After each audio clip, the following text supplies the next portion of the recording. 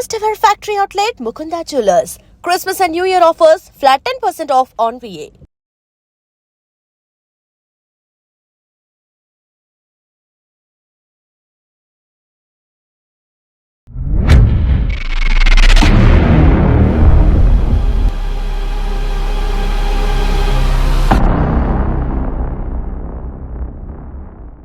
Welcome to lights off. Unnao rape కేసులో నిందితులకు పడ్డ శిక్షని ఢిల్లీ హైకోర్టు సస్పెండ్ చేసింది.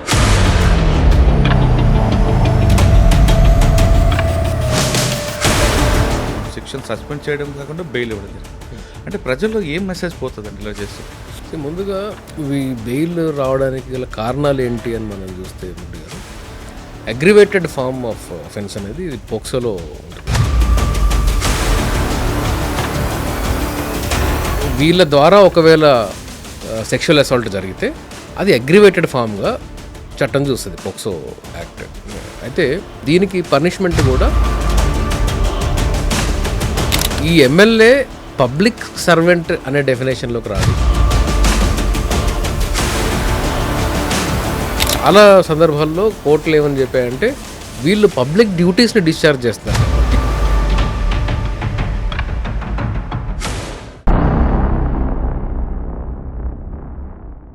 Welcome to lights off. Unnao rape కేసులో నిందితులకు పడ్డ శిక్షని ఢిల్లీ హైకోర్టు సస్పెండ్ చేసింది. ఆ అంశంపై మనతో మాట్లాడడానికి హైకోర్టు అడ్వకేట్ శ్రీకాంత్ చింతల్ గారు ఉన్నారు. అసలు ఉన్నావ్ కేసు ఏంటి? 2017లో ఉన్నావ్లో ఒక అమ్మాయి మీద బీజేపీ నాయకుడు కులదీప్ సింగ్ అత్యాచారం చేశారు. ఆ కేసులో అతని మీద ఛార్జ్షీట్ వేసిన సమయంలోనే ఆమె తండ్రి కూడా, అంటే బాధితురాల తండ్రి కూడా పోలీస్ స్టేషన్లో చనిపోతారు. దానికి కారణం కూడా కులదీప్ అని మరొక కేసు నమోదైంది. ఈ రెండు కేసుల్లో 2017 ఉన్నప్పుడు సుప్రీంకోర్టు ఇది బాధితురాలకి న్యాయం జరగాలి, ఎక్కువగా విక్టిమ్ ఎక్కువగా సఫర్ అవుతుంది కాబట్టి ఆమె భయభ్రాంతి గురవుతుంది కాబట్టి ఉత్తరప్రదేశ్ నుంచి ఢిల్లీకి సుప్రీంకోర్టు తరలించింది. అక్కడ ఢిల్లీలో 2019లో కులదీప్కి శిక్ష విధించారు, 50 జీవ కారాగార విధించారు. దాంతోపాటు బాధితురాలు తండ్రి మరణానికి కూడా కులదీప్ సింగే కారణం అంటూ మరొక సెక్షన్లో కూడా కేసు నమోదైంది. ఈ రెండు కేసులు నడుస్తున్న టైంలోనే కులదీప్ సుప్రీంకోర్టు ఢిల్లీ హైకోర్టుకు ఆశ్రయించి ఈ రెండిట్లో నాన్న నేరం లేదంటూ తన చేయని నేరానికి శిక్ష విధించారంటూ అతను వాదించడం, అతని తరపున అడ్వకేట్స్ వాదించడం, దాంతో ఢిల్లీ హైకోర్టు మంగళవారం నాడు అతనికి పడ్డ శిక్షను సస్పెండ్ చేయడం కాకుండా బెయిల్ కూడా మంజూరు చేసింది. అయితే ఇక్కడ రెండు కేసుల్లో, ఒక కేసులో రేప్ కేసులో బెయిల్ వచ్చినా ఆ బాధితురాల తండ్రి మరణానికి కారణమైన కేసులో మాత్రం ఇంకా బెయిల్ రాలేదు కాబట్టి ప్రస్తుతానికి కులదీప్ జైల్లోనే ఉన్నారు. అయితే ఒక కేసు కింద ట్రయల్ కోర్టు ఇచ్చిన తీర్పుని హైకోర్టు ఎలా సస్పెండ్ చేస్తుంది? ఒకవేళ హైకోర్టు కూడా ఓకే అంటే సుప్రీంకోర్టు ఎలా సస్పెండ్ చేస్తుంది?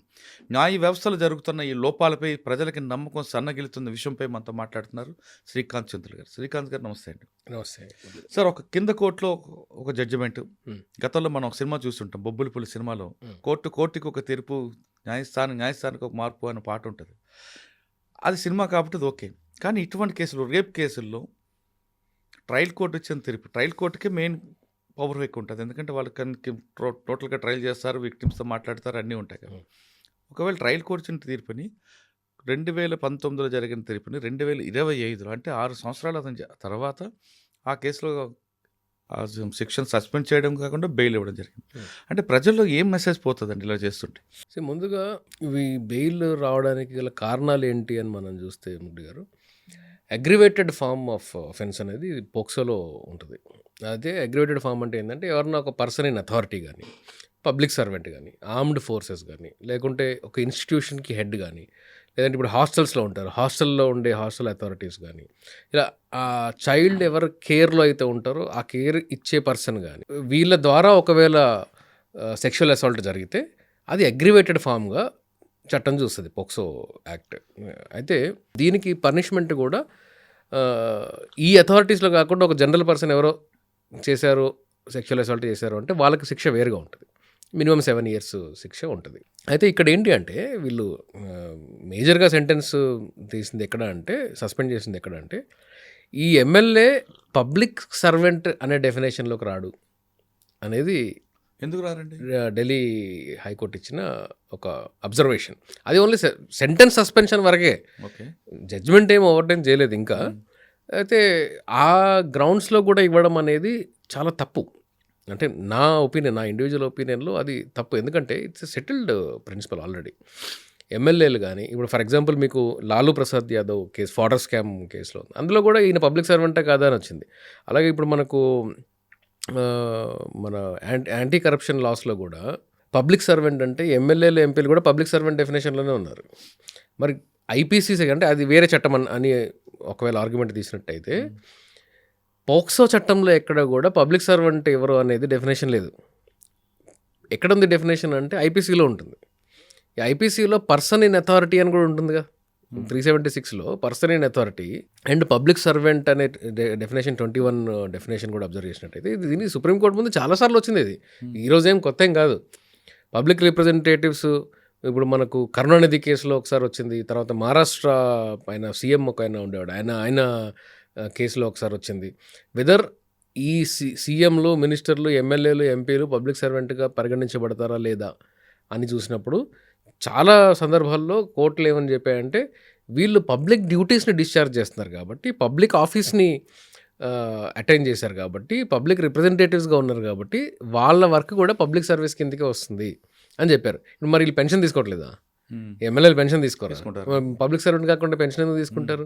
అంటే మీకు పెన్షన్కి కావాలి, పెన్షన్కి మాత్రం మీరు పబ్లిక్ సర్వెంట్సే. మిగతా అన్ని ఫెసిలిటీస్కి పబ్లిక్ సర్వెంటే, సబ్సిడీకి పబ్లిక్ సర్వెంటే, ఫ్లైట్ టికెట్లకి పబ్లిక్ సర్వెంటే, అన్నిటికీ పబ్లిక్ సర్వెంట్. కానీ శిక్ష వేయించుకోవడానికి మాత్రం పబ్లిక్ సర్వెంట్ కాదనేది అంత సౌండ్ ఆర్గ్యుమెంట్ కాదు. సరే, మనం పక్కకు వెళ్దామంటే ఈ కేసులో ఒక అమ్మాయికి మైనర్ బాలిక మీద రేప్ చేయడం అనేది సెకండ్ ఇది వస్తున్నాను. ఇప్పుడు కోర్టు ఈయన పబ్లిక్ సర్వెంట్ కాదు, కానీ అగ్రివేటెడ్ ఫార్మ్ ఆఫ్ అఫెన్స్లో పబ్లిక్ సర్వెంట్ ఒకటే కాదు, గ్యాంగ్ రేప్ కూడా అగ్రివేటెడ్ ఫార్మే. ఇది గ్యాంగ్ రేప్ ఎలిగేషనే కదా. గ్యాంగ్ రేప్ ఎలిగేషన్ ఉంది, తర్వాత కస్టోడియల్ డెత్ ఉంది వాళ్ళ ఫాదర్ది. 3 ఎఫ్ఐఆర్లు ఏదో చేసినట్టు, ఛార్జ్ షీట్ కూడా వేసినట్టున్నారు, 2 ఎఫ్ఐఆర్లు చేసినట్టున్నారు. వీళ్ళ ఫాదరే ఈ క్రైమ్ని ప్రేరేపించాడు అని చెప్పి ఫాదర్ని కూడా అరెస్ట్ చేశారు. అండ్ ఈ కేసు మొత్తం యాజ్ ఎ హోల్గా చూసినప్పుడు, ఎట్లా సిస్టమ్ పనిచేస్తుందని చూసినప్పుడు, జడ్జెస్ కూడా వాళ్ళు కొంచెం కేర్ని ఇంకా ఎక్కువ చూపించుంటే బాగుండేది అనేది నా వ్యక్తిగత అభిప్రాయం.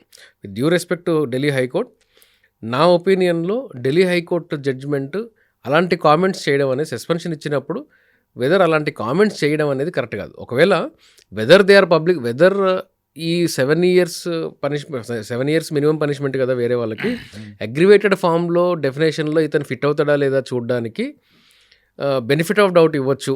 ఈ ఏరియా ఎక్స్ప్లోర్ చేయాలి కాబట్టి అంటిల్ దెన్ సస్పెండ్ చేయొచ్చు అనేది అంటే బాగుండేది. అలా కాకుండా అకార్డింగ్ టు ద లైవ్లో కానీ లేకుంటే నిన్న మీడియాలో వచ్చింది కానీ చూస్తే వీళ్ళు డైరెక్ట్గా తేల్చేశారు వీళ్ళు పబ్లిక్ సర్వెంట్ కాదని తేల్చేశారు. అది కరెక్ట్ కాదు. కాబట్టి అందుకని జడ్జిమెంట్ ఎవరు తప్పట్లేదు, దానికి రెస్పెక్ట్ ఇద్దాం అందరూ. కోర్టు, నేను మళ్ళీ మురళి గారు ఇంతకుముందు కూడా చెప్పాను, నేను కోర్టు ఇచ్చిన జడ్జిమెంట్ని, సుప్రీం కోర్టు అయినా, హైకోర్టు అయినా, జిల్లా కోర్టు అయినా, ఏ కోర్టు అయినా కానీ, ఒక కోర్టు ఒక జడ్జి గారు ఇచ్చిన జడ్జిమెంట్ని నేను ఖచ్చితంగా శిరసావహిస్తాను. కానీ దాన్ని రెస్పెక్ట్ చేయాల్సిన అవసరం నాకు లేదు. నేను రెస్పెక్ట్ ఇది కాన్స్టిట్యూయెంట్ అసెంబ్లీ దగ్గర నుంచి డాక్టర్ అంబేద్కర్ పార్లమెంట్లో కూడా ఈ మాట వాడారు. మనందరం కూడా జడ్జిమెంట్ని అమలు చేయాలి, జడ్జిమెంట్ని దాన్ని ఒబే చేయాలి, కానీ రెస్పెక్ట్ చేయాల్సిన అవసరం లేదు. జడ్జిమెంట్ ఎర్రర్ ఉండొచ్చు కదా. జడ్జెస్ ఏమి అంత ఓవర్ నైట్ మొత్తం అంతే ఏలియన్స్ కాదు కదా, మనుషులే కదా. జడ్జెస్ కూడా మనుషులే, ఎర్రర్ చేయొచ్చు. కాబట్టి ఇన్ మై ఒపీనియన్ అది ఇంత ప్రీమెచ్యూర్గా డిసైడ్ చేసిన విధంగా చెప్పడం అనేది, ఇంక ఫర్దర్ ఆర్గ్యుమెంట్స్ని ప్రెజుడిస్ చేయడం అనేది అంత కరెక్ట్ కాదేమో అనేది నా వ్యక్తిగతమైన అభిప్రాయం. ఫాదర్ పర్పిట్రేటర్ అని ఒక కేసు, తర్వాత వాళ్ళ అంకుల్ ఎవరు బాబాయో మావయ్య మరి అతను ప్రొటెస్ట్ చేస్తుంటే 18 ఏళ్ల క్రింద అతని మీద ఉన్న కేసుని తీసుకొని వచ్చి రీఓపెన్ చేయించి 18 ఏళ్ల కింద కేసులో ఆయన్ని జైలుకి పంపించారు. ఇప్పుడు అతను తిహార్ జైల్లో ఎక్కడ ఉన్నట్టున్నాడు. ఆ తర్వాత ఒక యాక్సిడెంట్ జరుగుతుంది ఈ కేసులో. యాక్సిడెంట్ జరిగి లాయరు, ఈవిడ, ఇద్దరు వాళ్ళ ఫ్యామిలీ మెంబర్స్ ఇద్దరు చనిపోతారు. ఇంత సీరియస్గా ఈ కేసు చుట్టూ పరిణామాలు ఉన్నప్పుడు వీటన్నిటినీ పరిగణించకుండా మీరు ఈ టైంలో సెంటెన్స్ని సస్పెండ్ చేయడం అనేది అంత కరెక్ట్ కాదేమో అనేది నా ఒపీనియన్. ఓకే. ఇంకొక ఆయన అంటే ఈ 10 years ఇంకొక కేసులో కూడా ఆయనకి ఇంప్రిజన్మెంట్ ఉంది. ఆ 10 years ఇంప్రిజన్మెంట్లో ఇంకా ఏమి సస్పెన్షన్ రాలేదు. 306లో సస్పెన్షన్ రాలేదు కాబట్టి ఇంకా 306 కాదనుకుంటా. కస్టోడియల్ డెత్లో ఇన్స్పెక్టరు, కస్టోడియల్ డెత్లో ఈయన ఈయన దాన్ని ప్రేరేపించాడు అని చెప్పి ప్రొవోక్ చేశాడు, ఈయన పాత్ర ఉందని చెప్పి నేను ఆ జడ్జ్మెంట్ చదవలేదు అని ఆయన ఇన్వాల్వ్మెంట్ ఉందని చెప్పి కన్విక్షన్ పడ్డది. కన్విక్షన్ అందులో సస్పెండ్ చేయలేదు.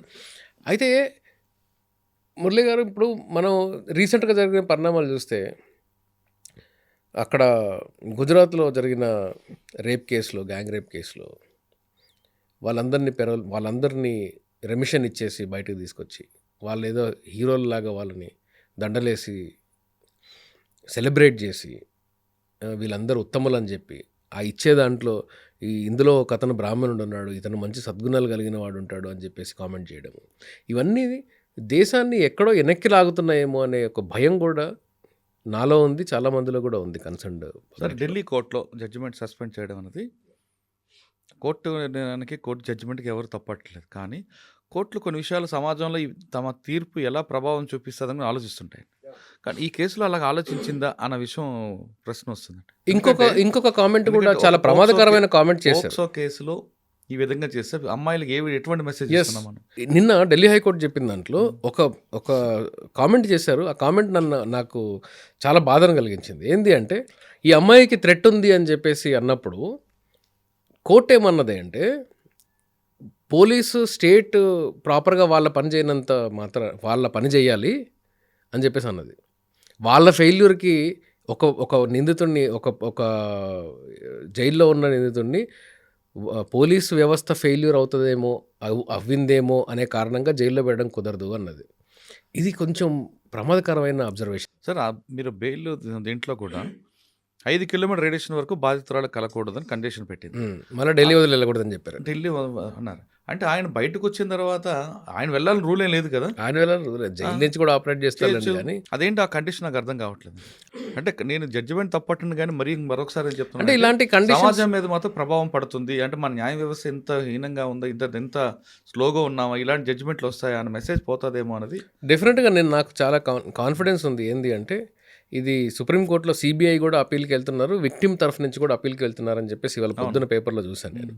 మోస్ట్ లైక్లీ దీంట్లో సుప్రీంకోర్టు ఇంటర్వ్యూన్ అయ్యి ఈ జడ్జ్మెంట్ని టెంపరీ సస్పెండ్ చేయొచ్చేమో అని చెప్పేసి నేను అనుకుంటున్నాను. అంటే ఈ సెంటెన్స్ని సస్పెండ్ చేసిన ఆర్డర్ ఇలా ఈ విధంగా చూసుకుంటూ పోతే ప్రజాప్రతినిధులు రేపు కూడా చేయొచ్చు అన్న ఒక మెసేజ్ వెళ్తుంది కదా. ప్రజాప్రతినిధులు రేపు చేయొచ్చు కదా, ప్రజాప్రతినిధులు రేపు చేస్తే వాళ్ళకి తీవ్రమైన శిక్షలు ఉండకపోవచ్చు అనే ఒక ఇటువంటి జడ్జిమెంట్లు వాళ్ళకి ఒక బెంచ్ మార్క్ అవుతాయి కదా. అవును, అంతే కదా. ఇట్లాంటి మెసేజ్ పంపించడం అనేది అసలు చాలా. నెక్స్ట్ ఇంకో కేసు ఏందనుకోండి, దీని కాపీని తీసుకెళ్ళి ప్రొడ్యూస్ చేస్తారు, అంతే కదా. ఇవన్నీ కూడా మురళి గారు, నేను అసలు నిస్సంకోచంగా చెప్తున్నాను ఈ మాట. డిస్ట్రిక్ట్ జ్యుడిషియరీలో కూడా చూస్తున్నాను, ఆర్డర్లు రావడం కూడా అక్యూజ్డ్ ఎవరు, అక్యూజ్డ్ స్థాయి ఏంటి, అక్యూజ్డ్ బ్యాక్గ్రౌండ్ ఏంటి, వాటి బేసిస్ మీద ఆర్డర్లు రావడం కూడా చూస్తున్నాం మనం. ఇదేం కొత్త ఏం కాదు, కానీ ఇది క్వైట్ అన్ఫార్చునేట్. ఇది సార్, ఇది ఒకటే కేసు కాకుండా మన కొన్ని కేసులు వెనక్కి వెళ్తే ఒక జడ్జిమెంట్ సమాజం మీద ప్రభావం చూపిస్తుందనే విషయాన్ని చాలామంది చెప్తారు. ఎస్, దాన్ని బేస్ చేసుకునే నేరాలు జరుగుతుంటాయి, దాన్ని బేస్ చేసుకునే 100% జరుగుతుంటాయి. 100%. కానీ కొంతమంది మన తప్పు ఉన్నా లేకపోయినా మన ఇచ్చిన జడ్జిమెంట్ సమాజం మీద ఎంత తీవ్ర ప్రభావం చూపిస్తుందో ఆలోచించుకుంటా కొన్ని ఇస్తుంటారు. ఉదాహరణకి మనం బాంబేలో తీసుకుంటే, అమ్మాయిని చున్నీ టచ్ చేసినా, డ్రెస్ టచ్ చేసినా నేరం కాదు. అవును అవును, అని ఆవిడ డైరెక్ట్ గా టచ్ చేయలేదు కాబట్టి. అంటే అదేంటి మెసేజ్ ఇస్తున్నావు, అందుకే జడ్జిషిప్ నుంచి తీసేశారు ఆవిడని. ఇప్పుడు ఇంకా నో మోర్ జడ్జ్. కరెక్ట్, కానీ ఆ మెసేజ్ ఏది ఉంది కదా, ఇప్పుడు మెసేజ్ ఉంది. ఆ జడ్జ్మెంట్ ని సెట్ అసైడ్ చేశారు, అది వేరే విషయం. చేసినా కానీ ఇలాంటి అబ్జర్వేషన్స్ అనేది జడ్జెస్ ఇలాంటి అబ్జర్వేషన్స్ చేసేటప్పుడు చాలా జాగ్రత్త వహించాలి. అంటే మీరు ఫైనల్ కేసు ఏం డిసైడ్ చేయట్లేదు కదా, అపీల్ డిసైడ్ చేయట్లేదు కదా, అపీల్ ఇంకా పెండింగ్ ఉంది కదా. అపీల్ పెండింగ్ ఉండగా అన్వారంటెడ్ కామెంట్స్ చేయడం అనేది కరెక్ట్ కాదు. జడ్జెస్ కూడా అది రాంగ్ సిగ్నల్స్ ఇస్తుంది సొసైటీలో. మీరు అన్నట్టు చాలా రాంగ్ సిగ్నల్స్ ఇస్తుంది. ఇప్పుడు అనవసరంగా ఏంటంటే, జ్యుడిషియరీ మీద ఒక ఫెయిత్ని కోల్పోయే విధంగా జ్యుడిషియరీ వ్యవహరించకూడదు. లాయర్లు కానీ, జ్యుడిషియరీ అంటే ఇప్పుడు జడ్జిలు ఒకరే కాదు, లాయర్లైనా జడ్జిలైనా ఇద్దరు కూడా జ్యుడిషియరీలో భాగమే. నేను జ్యుడిషియరీలో భాగమే.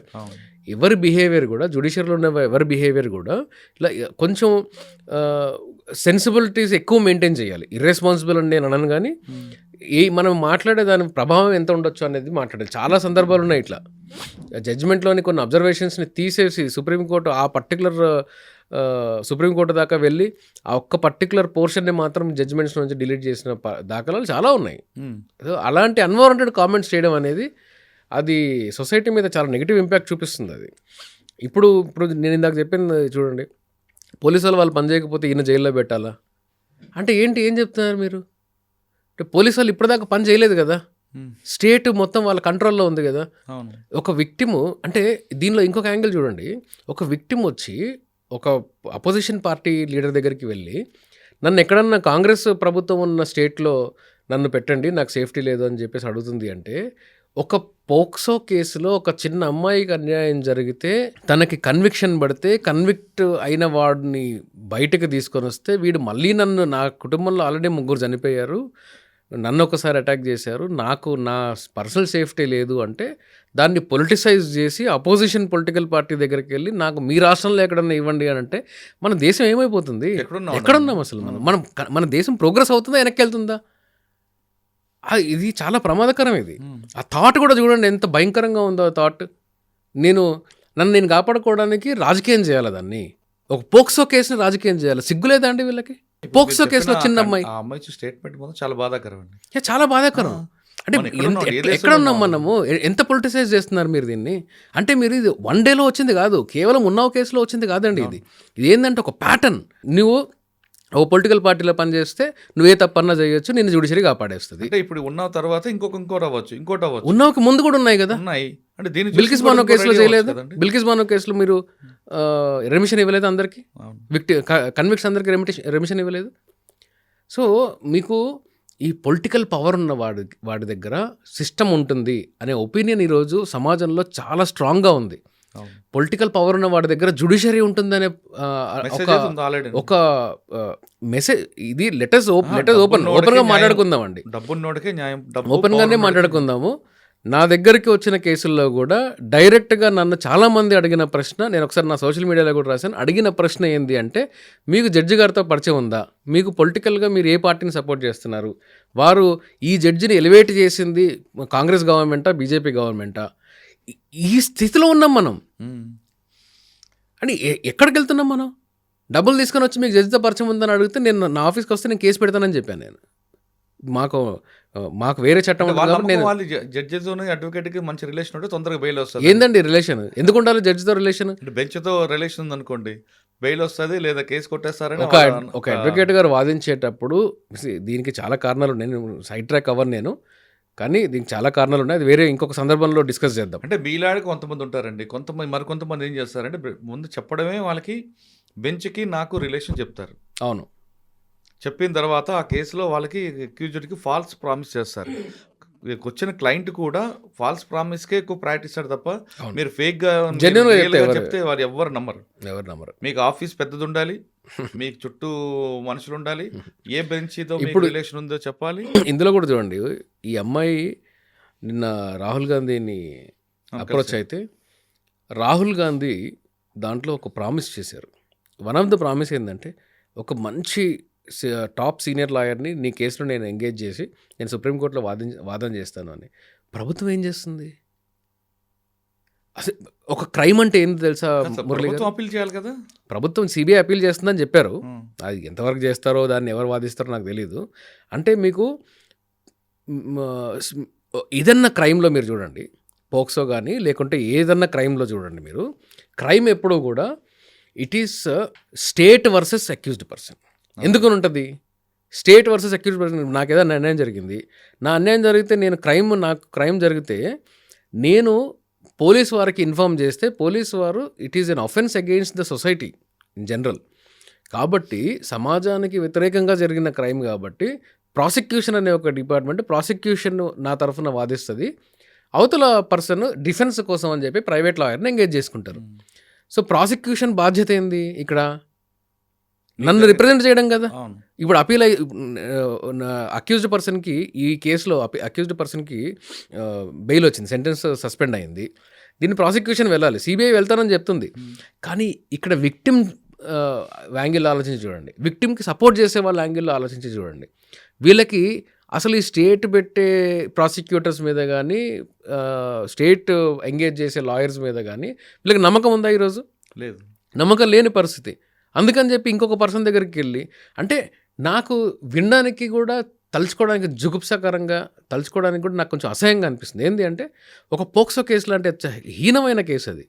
అంటే నేను అసలు అంటే రెగ్యులర్ కేసుని, పోక్సో కేసుని కంపేర్ కూడా చేయలేము. పోక్సో కేసు లాంటి ఒక కేసులో పొలిటిసైజ్ చేస్తే కానీ విక్టిమ్‌కి సెక్యూరిటీ దొరకదా? పొలిటిసైజ్ చేస్తే గానీ నేరస్తుడికి శిక్ష పడదా? పొలిటిసైజ్ చేస్తే గానీ ఇది పెద్ద నేషనల్ మీడియాలో టాపిక్ అవ్వదా? ఎక్కడికి వెళ్తున్నామండి మురళి గారు మనం? It's a very dangerous phenomena అది. అండ్ ఈ అబ్జర్వేషన్ని ఖచ్చితంగా సుప్రీంకోర్టు నాకు తెలిసి ఈ పబ్లిక్ సర్వెంట్ వీళ్ళు కాదు అనే గ్రౌండ్స్ మీద ఏదైతే సస్పెండ్ అయిందో సెంటెన్స్, డెఫినెట్గా సుప్రీంకోర్టు దానిలో ఇంటర్వ్యూన్ అయ్యి ఆ అబ్జర్వేషన్ని కూడా వాళ్ళు ఆ ఆర్డర్ని సస్పెండ్ చేస్తారని చెప్పేసి నేను అనుకుంటున్నాను. చేసి తీరాలి. లేకపోతే జ్యుడిషియరీ మీద ఫెయిత్ పోయే ప్రమాదం ఈ కేసులో నాకు కనిపిస్తుంది. సార్ ఫైనల్గా చెప్పండి, ఇటువంటి కేసులు ఇంకా రిపీట్ కాకుండా స్టేట్ ఏం చేయాలి, జ్యుడిషియరీ ఏం చేయాలి? సార్ స్టేట్ జ్యుడిషియరీతో పాటు సమాజం కూడా చేయాలి. అంటే ఈ రోజున మనకు నిన్న మొన్న కూడా మీడియాలో చూస్తూ ఉన్నాము, ఒక వన్ ఆఫ్ ద యాక్టర్ సామాన్లు బయటపడిపోతున్నాయని ఒక చాలా జుగుప్సాకరమైన ఒక వర్స్ట్ కామెంట్స్ చేశాడు. అంటే మీ దృష్టిలో నేను చిన్నప్పుడు నాకు ఆ కామెంట్ ఏం కొత్త కాదండి, మీడియాలో వచ్చింది, ఒక సెలబ్రిటీ చేశాడు కాబట్టి ఈజ్ జస్ట్ అనదర్ మ్యాన్. అయితే నేను 10th క్లాస్లో ఎప్పుడో ఉన్నప్పుడు మామూలుగా హైదరాబాద్లో ఎట్లా ఉంటుందంటే గేలు చేయడానికి కూడా, హైదరాబాద్లో పుట్టి పెరిగాం కాబట్టి ఇక్కడ ఈ లాంగ్వేజ్ ఈ డైలెక్ట్లో ఎట్లా ఉంటుందంటే, అమ్మాయిని ఫస్ట్ అన్నప్పుడు నేను ఏమన్నానంటే, మా ట్యూషన్ మేట్స్ అనుకుంటా, వాళ్ళు ట్యూషన్లో సీనియర్స్, వాళ్ళు కాలేజ్ చదువుతున్నారు, నేను 10thలో ఉన్నాను అప్పుడు. అయితే ఒక అమ్మాయిని పట్టుకొని ఇసుక మాల్ దేకరే అన్నారు. అంటే మాల్ దేకరే అంటే నేనేమనుకున్నానంటే, అప్పుడు 10thలో అంత పెద్దగా మెచ్యూరిటీ ఉండదు కదా, నేను ఇదేదో మామూలుగా అందం గురించి ఏదన్నా అంటున్నారేమో అనుకున్నాను. తర్వాత నా కాలేజ్ దిశల్లోకి అప్పుడు వచ్చినప్పుడు నాకు అర్థమైంది వీళ్ళు ఏమంటున్నారు అని. అంటే ఆబ్జెక్టిఫై చేసి ఉమెన్ని తన బాడీకి దిగజార్చి ఉమెన్ అంటే బాడీయే అన్నట్టు చూడడము, ఇది సమాజము ఈ ధోరణి మార్చుకోవాలి. సోషల్ పేరెంటింగ్ అనేది మన కంట్రీలో లేదండి. పేరెంటింగ్ అంటే కేవలం తల్లిదండ్రుల బాధ్యత మాత్రమే పిల్లల్ని చూసుకోవడం. సమాజం బాధ్యత ఏమైంది? సమాజం నాకు బాధ్యత లేదు. ఒక చిన్న పిల్లోడు నా దగ్గరికి వస్తే వాడితో నేను ఏం మాట్లాడాలి, ఆ అమ్మాయితో నేను ఎలా ట్రీట్ చేయాలి, ఒక దారుణంగా ఉందండి సమాజానికి. నేను లా దగ్గరకు వస్తున్నాను, ఇది సమాజం నుంచి మారాల్సిన, సమాజం పర్స్పెక్టివ్ మారాలి. నంబర్ 2, లెజిస్లేటివ్ పర్స్పెక్టివ్ మారాలి. లెజిస్లేటివ్ పర్స్పెక్టివ్లో ఏంటంటే, అంటే మీకు ఫర్ ఎగ్జాంపుల్ మీకు మెయింటెనెన్స్ చట్టం తీసుకోండి. మెయింటెనెన్స్ చట్టంలో అండి తెలుగులో ఉండే చట్టం ఒకసారి తీసుకొని చదివితే 125 CRPCలో వ్యభిచారం చేస్తున్న మహిళ అంటే భర్త దగ్గర నుంచి వేరుగా ఉండి వ్యభిచారం చేస్తూ ఉంటే ఆ అమ్మాయికి మెయింటెనెన్స్ రాదు. ఇంగ్లీష్లో దీని పదజాలం ఏముంటుందంటే, ఉమెన్ లివింగ్ ఇన్ అడల్టరీ, ఆ అమ్మాయికి మెయింటెనెన్స్ ఇవ్వడం కుదరదు. అంటే ఏంటి, తన సెక్షువల్ అనాటమీని, తన సెక్షువల్ ఫ్రీడము నీ దగ్గర నుంచి, భర్త నుంచి వేరైన తర్వాత తను ఎవరితో కూడా సెక్షువల్ రిలేషన్షిప్ కలిగి ఉండకూడదు. సెక్షువల్ రిలేషన్షిప్ కలిగి ఉంటే తను వ్యభిచారం చేస్తూ ఉంది, లేదంటే అడల్టరీలో ఉన్నది కాబట్టి తన బాడీతో డబ్బులు సంపాదిస్తుందని మీ ఉద్దేశం. సో లెజిస్లేటివ్ పర్స్పెక్టివ్ ఏంటి ఇక్కడ? చట్టం ఎలా చూస్తుంది తనని, ఒక ఉమెన్ని ఎలా చూస్తుంది? అలాగే ఉమెన్ని బాడీతో కంపేర్ చేసి చూడడం ఏంటి? ఇది ఒకటి. 2, పోక్సో చట్టంలో చూడండి, మినిస్ట్రీ చూడండి, వీళ్ళకి బుద్ధి లేదా అండి? Child and women ministry, women and child ministry. ఉమెన్ని చైల్డ్ని ఎందుకు వల్నరబుల్ గ్రూప్లో ఒక గ్రూప్లో వేశారు మీరు? ఉమెన్ వేరు, చైల్డ్ వేరు, ఎందుకు కలిపి చూడాలి? అంటే లెజిస్లేటివ్ పర్స్పెక్టివ్ మారాలి స్త్రీ పట్ల. అట్లాగే జ్యుడిషియరీ అబ్జర్వేషన్కి వస్తాను నేను. నిన్నగాక మొన్న సుప్రీంకోర్టు బార్ కౌన్సిల్ ఎలక్షన్స్లో ఉమెన్కి రిజర్వేషన్ ఇవ్వాలి అని చెప్పింది. మరి మీ హైయర్ జ్యుడిషియరీలో ఎందుకు ఇవ్వట్లేదు? హైకోర్టులో, సుప్రీంకోర్టులో ఎందుకు పెట్టలేదు? ఉమెన్ రిజర్వేషన్ ఎందుకు లేదు? ఎందుకని నంబర్ తక్కువగా ఉంది? జ్యుడిషియరీలో ఉమెన్ పాత్ర తక్కువగా ఉంది కదా, మరి ఎలా ఉంటుంది జ్యుడిషియల్ బిహేవియర్, ఎలా ఉంటుంది ఉమెన్ పట్ల? ఒక పోక్సో కేసులో లేదంటే ఒక రేప్ కేసులో డిసైడ్ చేసేటప్పుడు నేను మెన్కి అంత కెపాసిటీ లేదా అని లేదంటలేదు. Exemplary judges, majority of judges చాలా సౌండ్ మైండ్ కలిగిన వాళ్ళు, చాలా సెన్సిబుల్ కలిగిన వాళ్ళు. నేను చూసిన నా లిటిల్ ఎక్స్పీరియన్స్లో కూడా నేను చూసిన మ్యాక్సిమం జడ్జెస్ కూడా మంచి సెన్సిబిలిటీస్ ఉన్న వాళ్ళందరూ. కానీ ఉమెన్ పార్టిసిపేషన్ లేనందు వలన ఆ జెండర్ సెన్సిటైజేషన్ అనేది పోతుంది. ఎల్జిబిటిక్యూ కమ్యూనిటీస్ని ట్రీట్ చేసే విధానం చూడండి ఎలా ఉంటుందో.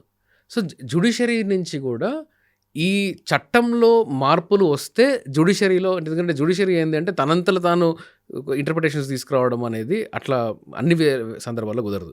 లెజిస్లేటివ్ పర్స్పెక్టివ్నే జ్యుడిషియరీ ఇంప్లిమెంట్ చేయాలి. అంటే జ్యుడిషియరీ దాన్ని కామెంట్ చేసి దాని మీద ఫర్దర్ ఇంటర్ప్రిటేషన్స్ చేసి పబ్లిక్ని సేవ్ చేయడం జరుగుతుంది. కాబట్టి ఇవి కలెక్టివ్గా చేయాల్సినవి.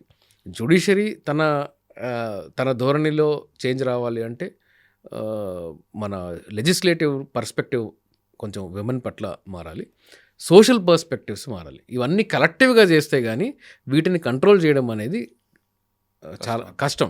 సార్ ఇందాక మీరు చెప్పారు ఒక సినిమా యాక్టర్ చేసిన కామెంట్స్ అంతే, అటువంటి వ్యక్తుల మీద ఏం చేయాలంటే వాళ్ళకి అమ్మ ఉంటుంది, వాళ్ళకి భార్య, అందరూ బాయ్కాట్ చెల్లె ఉంటుంది, అందరూ బాయ్కాట్ ఉంటుంది కదా అమ్మ చెల్లి, వాళ్ళ అమ్మగారు ఇలాగ అనొచ్చా మనం? సార్ ఇప్పుడు వాళ్ళ ఇంట్లో స్త్రీలని అంటేనే అసలు మగవాడు కూడా రండి లుంగి కట్టుకొని తిరుగుతారు, ఒంటి మీద బనీన్ వేసుకుని, మరి ఆయనకి లేదా? అలా కాదు, అంటే ఆబ్జెక్టిఫై చేయడము, తన బాడీని ఒక లైఫ్లెస్ దీంతో కంపేర్ చేయడము, సామాన్లు అనడము, ఇది అంటే సామాన్లు అన్నాడండి. ఇంకొంతమంది అయితే దుర్మార్గులు ఒక బండితో కంపేర్ చేస్తారు లేడీని. అవును, పాటలు ఉన్నాయి ఏకంగా. ఎంత దరిద్రమైన అంటే అంత దరిద్రం, పాటలు ఉన్నాయి ఏకంగా అట్లాంటి చాలా చిల్లరగా. అటువంటి వ్యక్తి మీద ఏం చేయాలి సార్? వాళ్ళని బాయ్కాట్ చేయాలి సార్. ఎందుకంటే వీళ్ళు చేసిన కామెంట్స్ మీద ఒక ఫ్యాషన్ అయిపోయిందండి. సినిమా చేసిన కామెంట్స్ మీద మీరు అబ్జర్వ్ చేశారు లేదు, ఒక సినిమాని హైప్ తీసుకురావడానికి ఇటువంటి ఏదో కామెంట్లు చేయడం, అదొక హైప్ వచ్చిన తర్వాత సారీ చెప్పడం అంతే. ఆ సారీ కూడా జస్టిఫికేషన్, నేను ఇలా అన్నాను, మీరు దాన్ని తప్పుగా తీసుకున్నారు, ఒక పాదం దొర్లింది, నేను ఎందుకు చేయలేదు, నేను చూస్తాను. అది కూడా ఈయనొక్కడే కాదు, చాలా మంది కూడా ఆ సినిమాని హైప్ తీసుకురావడానికి, కాంట్రవర్సీ చేయడానికి ఇటువంటి చెత్త కామెంట్లు చేయడం, తర్వాత అది మీడియాలో సోషల్ మీడియాలో హైప్ అయిన తర్వాత అంటే వీటికి డైరెక్ట్ గా శిక్షలు లేవు కాబట్టి అలాంటి కామెంట్స్ కి, జనరలైజ్డ్ కామెంట్స్ కి డైరెక్ట్ గా సోషల్ పనిష్మెంట్ ఇవ్వడం శిక్షలు లేవు కాబట్టి అలాంటి వాళ్ళని బాయ్కాట్ చేయడం అనేది అన్నిటికన్నా ఉత్తమమైన పని అది. సో ఈ పోక్సో లాంటి చట్టాలు, ఇప్పుడు ఆ మహానుభావుడే ఒక సినిమా రీసెంట్గా చేసిన దాంట్లో మంగపతి అనే క్యారెక్టర్ చేశాడు. ఆ మంగపతి అనే క్యారెక్టర్ చేసిన వ్యక్తి దాంట్లో నేను అనుకున్నాను చాలా బాగా నటించాడని, జీవించాడు అనే విషయం ఇప్పుడు అర్థమవుతుంది. ఆ క్యారెక్టర్లో జీవించాడు. అసలు ఒరిజినల్ క్యారెక్టర్ అదే, బయటపడింది, ఒరిజినాలిటీ అదే, అందుకే అంత బాగా చేసాడేమో అని చెప్పేసి అనిపిస్తుంది నాకు ఇప్పుడు. సార్ ఇంకొక విషయం, మనం ఈ పోక్సో చట్టం గురించి మాట్లాడుకుంటే మురళి గారు, సమాజం మొత్తం కూడా కలెక్టివ్గా దీని మీద సెన్సిబిలిటీస్ పెంచుకొని జెండర్ సెన్సిటైజేషన్ అనేది సమాజంలో అవసరం. గుడ్ టచ్ బ్యాడ్ టచ్ నేర్పించడం ఒకటే సరిపోదు. దానివల్ల గుడ్ టచ్ బ్యాడ్ టచ్ ఒకటి టచ్ చేస్తేనే కాదు, నీ మైండ్లో ఉండేది ఏంటి.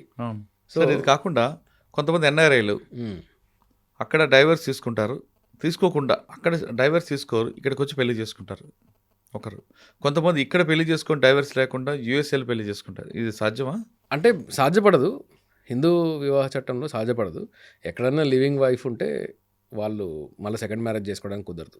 అమెరికాలో ఉన్న ఒకటే, ఇక్కడ ఉన్న ఒకటే. ఇందాక మీరు చెప్తున్నట్లుగా పబ్లిక్లో మార్పు రావాలి, న్యాయ వ్యవస్థ మీద ఇంకా నమ్మకం పెరగాలంటే ఏం చేయమంటారు ఫైనల్గా? సార్, న్యాయ వ్యవస్థ మీద నమ్మకం పెరగాలి అంటే జడ్జ్మెంట్స్ ఇచ్చేటప్పుడు మాత్రమే కాకుండా, ఇప్పుడు ఇంతకు ముందులా కాదండి మురళి గారు. ఒకప్పుడు ఎలా ఉండేదంటే రిపోర్టర్స్ కూడా కోర్టుకు వెళ్ళి కోర్టులో కూర్చొని వాదోపవాదాలు విని ఎవరేమన్నారు అనేది రాసుకొని చాలా రెస్పాన్సిబుల్గా రిపోర్టింగ్ చేసేవాళ్ళు ఒకప్పుడు. ఇప్పుడు నాకు తెలిసి నేను ఈ మధ్య జర్నలిస్ట్ని అసలు కోర్టులో చూసిన గుర్తు కూడా లేదు. ఏదో చాలా పెద్ద పాపులారిటీ ఉంటుంది తప్ప. ఆన్లైన్లో క్లిప్స్ తీసి వచ్చేస్తున్నాయి, యూట్యూబ్లో లైవ్ ప్రొసీడింగ్స్ వచ్చేస్తున్నాయి, వెబ్సైట్లో లైవ్ ప్రొసీడింగ్స్ ఉంటున్నాయి, పబ్లిక్ చూస్తున్నారు. సంబంధం లేని వాళ్ళు కూడా ఇప్పుడు ఈరోజు వెబ్సైట్ ఓపెన్ చేసి ఏ కోర్టులో ఏం నడుస్తుందో చూడొచ్చు, మీరు కూడా చూడొచ్చు, నేను చూడొచ్చు. ఇట్లాంటి టెక్నాలజికల్ అడ్వాన్స్మెంట్ ఉన్న సొసైటీలో మనం ఉంటున్నాం కాబట్టి జ్యుడిషియరీ ఏ కామెంట్స్ చేస్తుంది, జడ్జెస్ ఎలాంటి కామెంట్స్ చేస్తున్నారు, వాళ్ళ బిహేవియర్ ఎలా ఉంది, లాయర్స్ ఎలా బిహేవ్ చేస్తున్నారు, కేసుకి ప్రాపర్గా ప్రిపేర్ అయ్యి వెళ్తున్నారా లేదా, వాళ్ళ క్లయింట్ని ప్రాపర్గా రిప్రజెంట్ చేస్తున్నారా లేదా, ఇవన్నిటినీ కూడా కొంచెం బాగా సెన్సిబుల్గా థరోగా ఉండి పబ్లిక్ మొత్తం ఈరోజు మనం పబ్లిక్ డొమైన్లో ఉన్నాము, ఓన్లీ కోర్ట్ హాల్లో జరగట్లేదు అనే విషయాన్ని కూడా మైండ్లో పెట్టుకొని అందరూ ప్రవర్తిస్తే కొంతవరకు బాగుంటుంది. ఓకే, జడ్జిమెంట్ ఇచ్చేటప్పుడు 1-2 సార్లు ఆలోచించాలంటున్నారు శ్రీకాంత్ గారు. ఎందుకంటే పబ్లిక్ డొమైన్లో ఉన్నాం, ప్లస్ సోషల్ మీడియా యాక్టివ్ ఉంది కాబట్టి ప్రతి జడ్జిమెంట్ వెనక చాలా రకరకాల కామెంట్లు వస్తాయి కాబట్టి మీ ఇచ్చే జడ్జిమెంట్ ప్రభావం సమాజం మీద తప్పకుండా చూపిస్తుంది. కాబట్టి సమాజానికి సంబంధించి మార్పు రావాలంటే మీరు ఖచ్చితంగా బాగా ఆలోచించి జడ్జిమెంట్ ఇవ్వాలంటున్నారు శ్రీకాంత్ గారు. ఇది ఉన్న కేసులో శ్రీకాంత్ గారి అభిప్రాయం. వచ్చే విషయంలో మళ్ళీ కలుద్దాం. అంతవరకు నమస్తే, థ్యాంక్ యూ అండి, థ్యాంక్ యూ వెరీ మచ్. నమస్తే.